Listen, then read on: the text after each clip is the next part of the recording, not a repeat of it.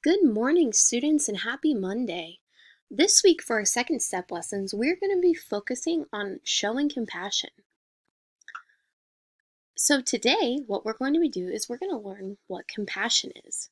So, if you take a look at these pictures, what do you think that they have in common?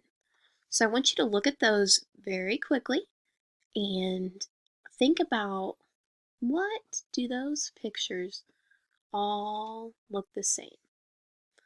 Number two, what do you think compassion means?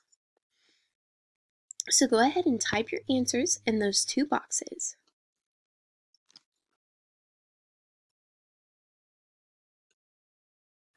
These pictures all show people helping or expressing concern for one another. They are showing compassion.